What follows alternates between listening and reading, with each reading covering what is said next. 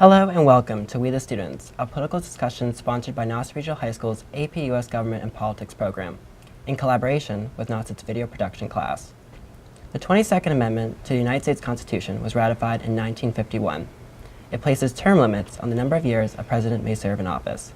But why? Is the 22nd Amendment necessary, or is it an infringement on the founding principle of popular sovereignty? Should the 22nd Amendment stay, or should it be repealed? These are just a few of the questions we hope to address in the next 30 minutes. I'm your guest co-host, Jack Auer, a senior here at Nauset and a veteran of the AP Government program. Just for the record, opinions expressed here belong to the panelists and are not the views of Nauset Regional High School or the Nauset Regional High School District. At the bottom of your screen, you'll see a special email address for our panel today. Please feel free to email us your thoughts and suggestions about today's topics so we can continue the discussion in our government classroom. Now, let's meet our panel. On my right is the side against term limits, Samuel Carpenter, Allison Doherty, and Madeline Kelly. And on my left is the side for term limits, Aidan Sullivan, Ava Iora, and Kay McNamara. So let's begin the discussion. I'll just ask this, should the 22nd Amendment stay or should it be repealed? I'm here to argue that it should in fact be repealed, and the basis of my argument is the concept of popular sovereignty, one of the main concepts that went into the Constitution while the framers were writing it. Popular sovereignty is the idea that the people have the right to decide that if there is a government, who they want to govern them, and if they don't like something about their government, their power to change it. The 22nd Amendment limits this power of the American people by telling them that they can elect whoever they want except for people who have already served. And what if those people are the ones that they want? It is impeding the choice of the American people. I feel the 22nd Amendment should be kept in place because it provides for a rotation of office and also protects against the abuse of power, such as dictators. But if there was a dictator, then we wouldn't re-elect. The point of a dictator is that they are running the country without the people's decision, which if we elect them, they can't be a dictator. That's why the 22nd Amendment's in place, is to keep that from happening, such as dictators. But it can't happen under the U.S. system. We elect a president based on votes. We decide. I've been to the polling booth with my mom. We go there and we decide. If there was a dictator who we no longer wanted in office, we could just go and no longer vote for him. The 22nd Amendment doesn't change that decision. Actually, we do not decide who runs for president or who is elected for president. The Electoral College does, which is a form of a barrier, which is different than the 22nd Amendment. But I think the point is that we're trying to get across is that if the 22nd Amendment did not exist, then there would be no limit on terms. So if a president was elected, they could just gain so much power and eventually become corrupt. Usually when presidents leave office, not many people view them favorably, so the chance of that actually happening, a president getting elected, is pretty low. I actually have some statistics here to back that up. Ever since approval ratings started being solid and being recorded, I think it was right around FDR, coincidentally, since we're probably going to be coming back to that a lot. Only 4 presidents, Obama, Clinton, Reagan, and Eisenhower, have left office with an above 50% approval rating, and Obama just barely left with that much, and all others have left with significantly less, and definitely not enough to get reelected. Well, I actually have the statistic from the Gallup polls that says that Obama had a 59% approval rate, which could actually win him the presidency. Yeah, I may have misspoken by accident, but that was my statistic too, is that he left with above 50%. Yeah. But only 4 presidents have since they started approval ratings. But FDR was that person to break the precedent that George Washington set, and that means that it could happen in the future if we were to have unlimited terms. That's definitely true, but to fully look at that, you have to look at the historical context. FDR, when he was elected president, he came up with the New Deal, which was partially responsible for pulling us out of the Great Depression. He was nearing the end of World War II, and he was doing, I think, a pretty good job of running it. So that's another foundational part of our argument, is a president won't necessarily be reelected more than 2 times, but what if we need them to be? What if the president is helping us through a time of war? What if they're helping us through a time of economic crisis, and they're the only one who's doing a good enough job? Well, going back to what you said about FDR and that people liked him, well, after FDR, we put in place the 22nd Amendment, so obviously people believe that we shouldn't have unlimited terms. Yeah, The 22nd Amendment was made largely because of FDR's serving more than 2 terms, and he was the only president to serve more than 2 terms. So I don't really think it's right that the amendment was created just because of one president, and we should have, there was a ton of presidents who could have maybe run for a 3rd or even a 4th term that could have really helped out our country. But after FDR, that's when we realized, a lot of the Americans realized that it's bad for the country for them to be serving more than 2 terms. But that was just one president. Well, actually, 2 other presidents did try and run for a 3rd term, including Ulysses S. Grant and Theodore Roosevelt. And although they did not win, they could have served a 3rd term. And George Washington was the one who set this precedent, which is a very large reason as to why the 22nd Amendment was put in place, because many people believed that after FDR had broken it, then other presidents would follow in his footsteps and continue to break it. Well, there's something else I mentioned earlier, is that to look at the full, all the sides of this issue, you have to look at the historical context. George Washington didn't leave because he thought there was too much power in it. He left partially because he just wanted to go back to his farm and continue farming. The job of the presidency had become too stressful, and partially because he just didn't want America to get reliant on him as the first president. So at that point, they had only been led by him, and he didn't want it, and that he would die at some point during his presidency and leave them without a solid leader. He wanted another leader to come in. I do agree with that, but I think a large reason as to why he did leave was because he believed that one man having so much power for such a long amount of time is a threat to the democracy. Congress, both houses of the Congress approved this to be an amendment, so that proves that if all of those people decided that the 22nd Amendment should be put in place, then I feel like it was a pretty strong reason as to why it was amended. Yes, but every single president since its passing has opposed it.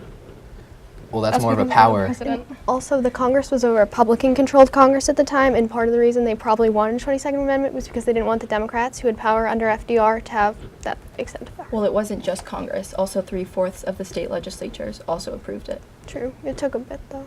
Well, there's been presidents, Democrat and Republican, since the 22nd Amendment was amended. It's more of a power question, that they want to have more power after their second term. So you can't really say that it's because of the Republican legislature.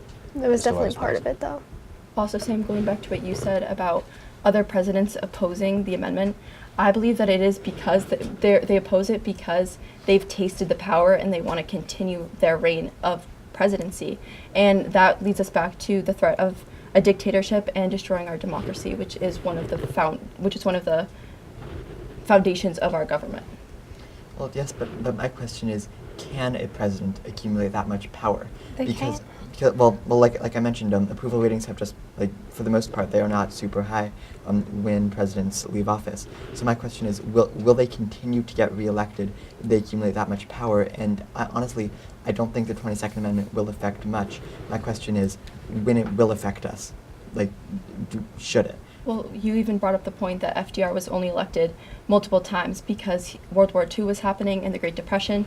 So what if something like that also happened in another time in our history, which I'm sure it can, and that president served year after year, term after term, and eventually he would gain so much power and become corrupt and abuse the power? Or how do you know that he would become corrupt and abuse the power? If he started to abuse the power, then America could just not vote for him.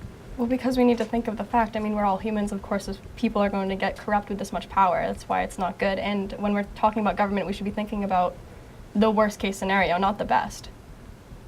So in a national crisis, we might want a president that can serve for more than 2 years, 2 terms. Wouldn't that be better for America? No, that's No, that's- having, we're arguing having a against that. president switch office and try to get used to their office while a national emergency is going on is not good for the country. Well, there also is Congress and the bicameral legislature. Exactly. That's why the president won't have too much power, because checks and balances don't allow the president to get that much power. But it also wouldn't have him serve a 3rd term. He wouldn't need to serve a 3rd term because we have another such powerful office. Also, the 22nd Amendment is a form of a check and a balance, and I think that if we did remove that, it would throw off the balance of the 3 branches. And not to mention, the president also does appoint Supreme Court justices, so if he served term after term, eventually the Supreme Court would become to his own party, and he would have total control. Supreme Court justices serve for life, though, so they're not often nominated by a president. Well, the president can appoint them, and if the Congress was of the president's party, they could approve it, and that person would serve for life. And as we see in our Supreme Court today, many of the justices are older, so if a president was to serve year after year, eventually he could replace the whole system. Well, every 4 years we do have an election, and if people are realizing the president is being corrupt, they're probably going to vote them out. But what if this was a time of war? The people would still, if they were corrupt, they might do that, and it might be necessary in a time of war. And like you said, what if it was a time of war? If people reelected him because it was a time of war, then you can assume that the people made the right decision, and they thought, it's a time of war. It's okay to bring this president back in, even if he's slightly corrupt, because we need more of his leadership. And that's something that we can't have under the 22nd Amendment, is we cannot have a president who is doing a good job fighting a war and protecting our country. We can't have them come back after 8 years. Actually, when FDR passed away, the president that came in after him, his vice president, he didn't even know that they were working on a nuclear bomb. This was about a month before the strike. Well, I would like to bring up the point that you said that the people would elect the president, and James Madison in Federalist Number 10 even said that factions are an issue in our country, and I have a quote. He said, "If men were angels, no government would be necessary." And this brings up the issue that the people don't have as much power as the president, and the people have different opinions and different parties, as we see in our world today. Speaking of James Madison, I actually have an opinion from him too. Both Alexander Hamilton and James Madison argued that the president should serve for their entire lives with no term limits. And for the drafting of the Constitution, they only lost 4-6. They were outvoted by such a slim margin. But George Washington did not agree with that, and George Washington was our first president, and he set the precedent of 2 terms in 1796.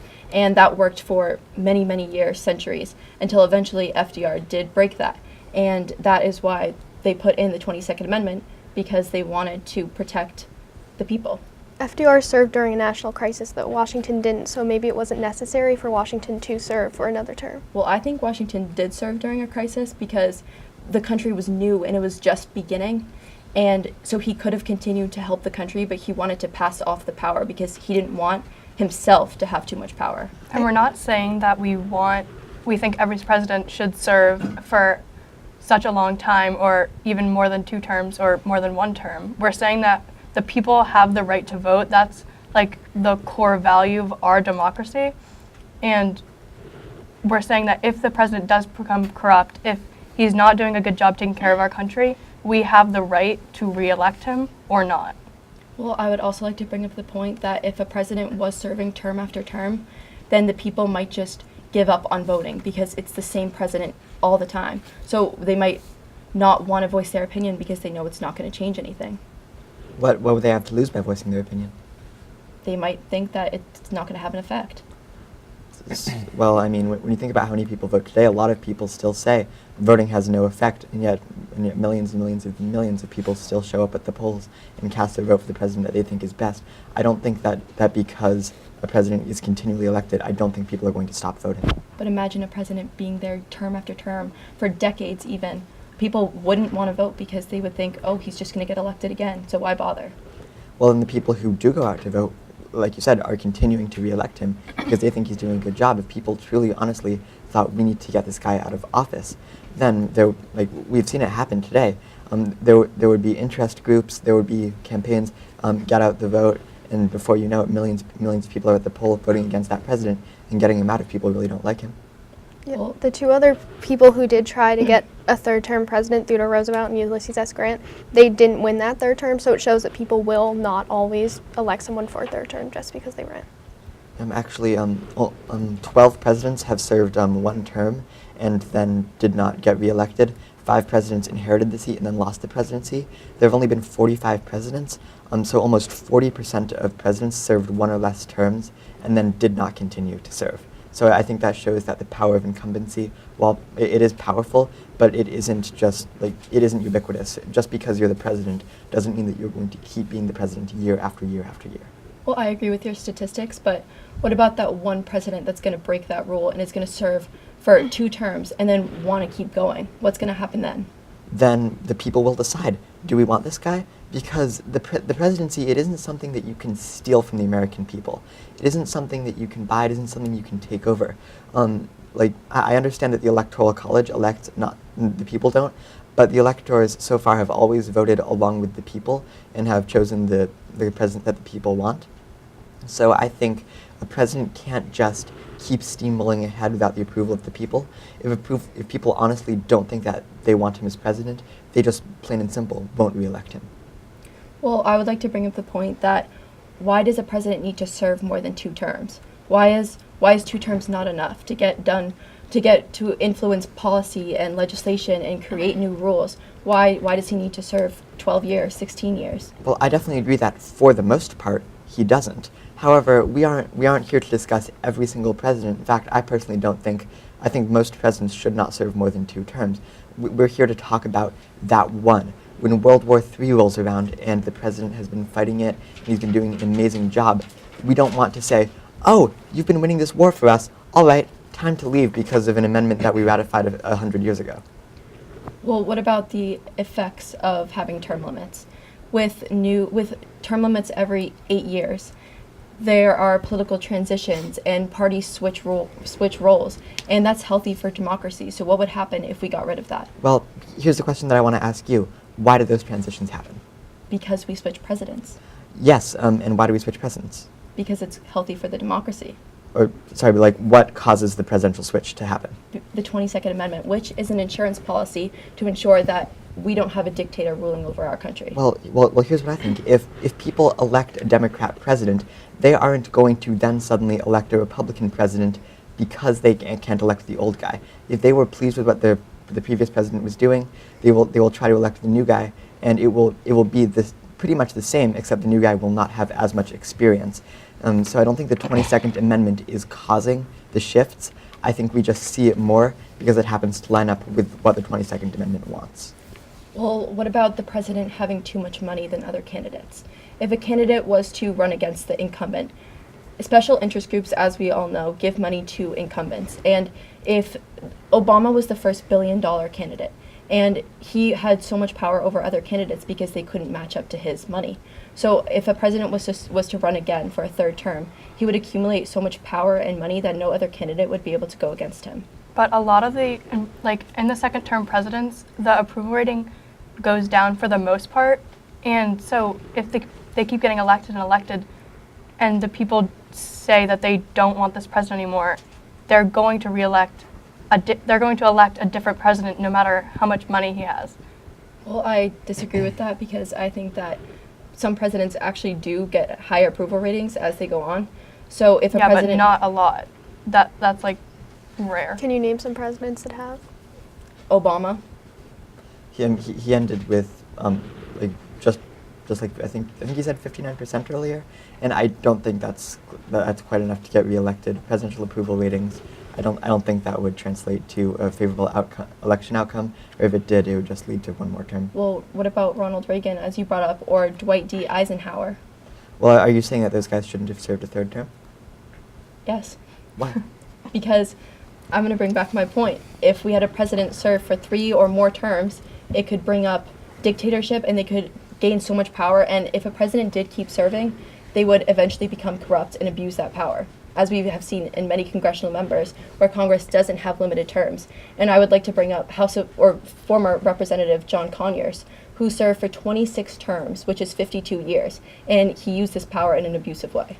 Yes, but not as many people focus on the individual representatives as the president. Like you mentioned earlier, those 4 presidents left with very high approval ratings. That means that people liked what they were doing.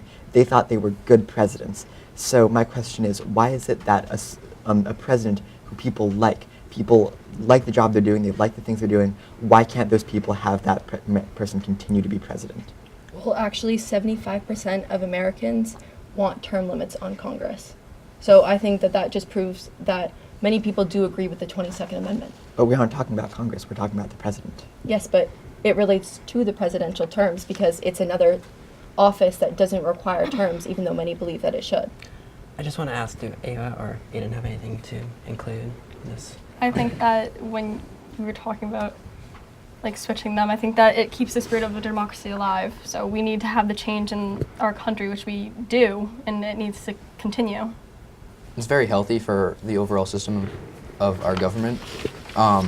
It keeps it rotating, so it's new faces and new names for people to vote. And it's also a different view on how the country should be run. But that does happen every 4 years. We decide to re-elect a president. It's not like because the 22nd Amendment, like, if we didn't have the 22nd Amendment, that doesn't mean that every single president would keep running. Like, FDR was the only president that served more than 2 terms. And the 22nd Amendment hasn't even been around for that long. But as Kay said, it's an insurance policy so that no president serves longer than 2 terms. But don't we kind of already have an insurance policy every 4 years when we elect a president? Like one thing that I kind of want to bring up is my personal prediction. Like our current president, President Trump, his approval ratings are definitely lower than in a lot of other presidents. It's rumored that he won't run for re-election because his approval ratings are so low.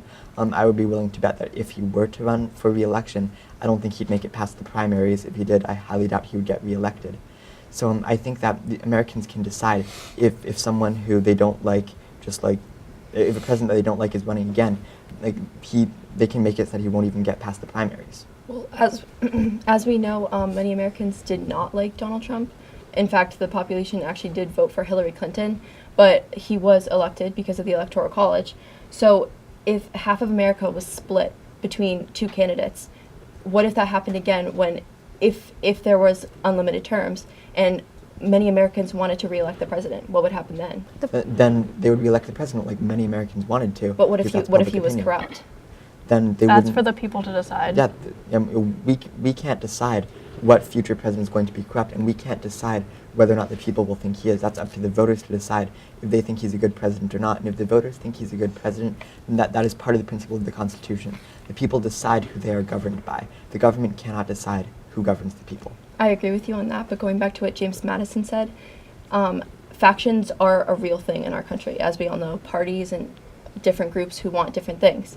And if factions were to gain more power, then we wouldn't have a choice of who would rule over the country. But who would be running those factions and who would be giving those factions their power? And that would be the American people. Or possibly corrupt people like the president. Madison wanted lifelong limit terms for president, so obviously he thought it probably would not be a terrible situation and affect factions in that way. I just want to ask the question. So when a president is serving a term and say they can't run for re-election the next cycle, doesn't it in effect sometimes create some people label it as like a lame duck term? So like kind of towards the end of a presidency's term in office.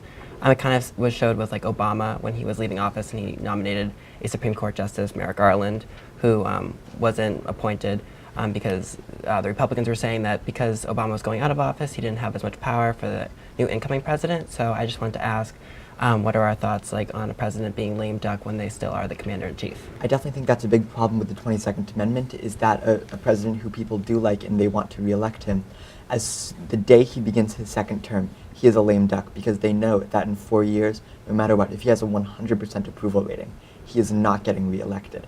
And in the first few years of a president's second term, some of their staff members start to leave, people start listening to them less, and by the end of their term, even if they would run for re-election, then people just don't really worry about them because they're on their way out.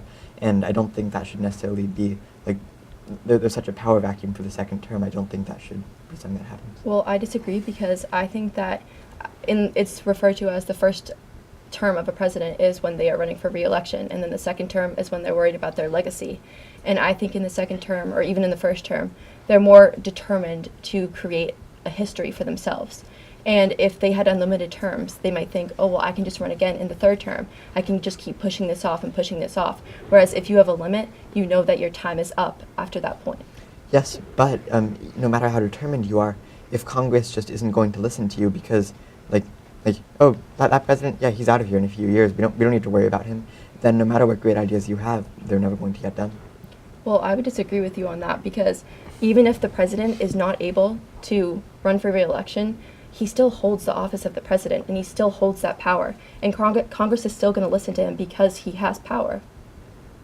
but not as much power as with the 22nd Amendment. The last term of the presidency, we know that he's not going to get reelected. Like as Sam was saying, people start trying to find new jobs. But without the Second Amendment, he has more power and he's able to get more done in the second term, which could be good for our country. And if he's not getting things done, we don't have to reelect him. We're not saying that every single president should be reelected, but it should be the people's choice. Well, once again, I think that in the second term, the president, even if he can't run for re-election, he still has that power.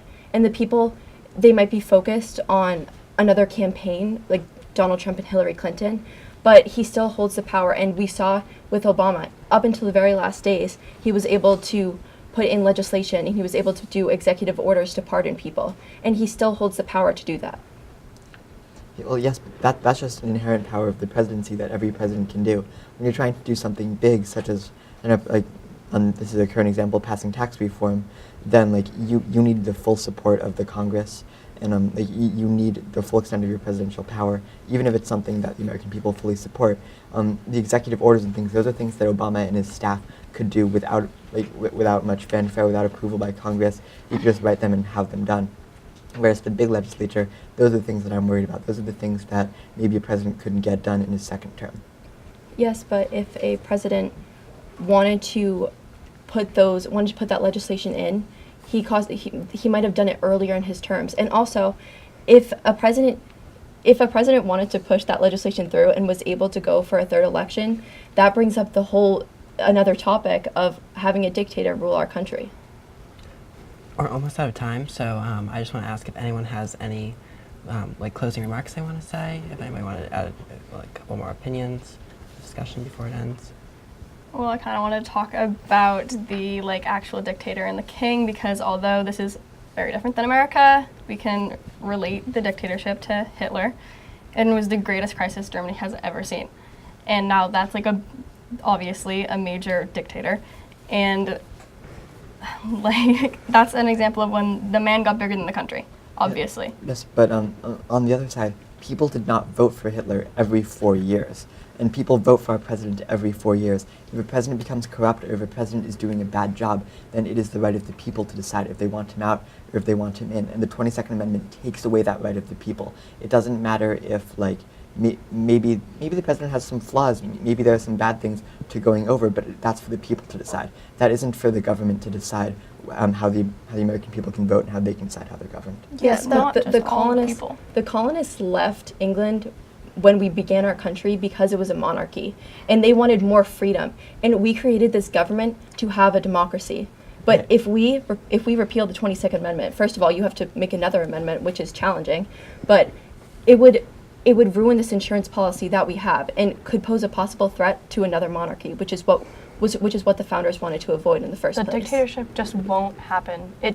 Oh, really? How can you promise that? Because every 4 can't. years there's an election, and the majority of people are probably not going to vote for someone who is corrupt Probably again. not. And No, the but that's president not- doesn't have enough power to do that. Just There's because you're saying two other probably not. branches of government that prevent that from happening. The 22nd Amendment isn't the one thing that stops the president from being a dictator or from taking over. There's other things like checks and balances, and the other two. Yes, but the 22nd Amendment is a check and balance. Well- And if we did repeal that with another amendment, it would disrupt this balance. Well, here's my question. I don't think... Sorry. Well, unfortunately, we're actually out of time, so we're going to have to hold the discussion there. But again, we invite you, our viewers, to email us our thoughts and suggestions about today's topic so we can continue this discussion in our government classroom. We thank Nauset High School's television production class and Lower Cape TV for making this valuable experience possible for all of us. That concludes another segment of We the Students, a political discussion sponsored by Nauset Regional High School's AP US Government and Politics program. I am Jack Gower. Thank you for watching.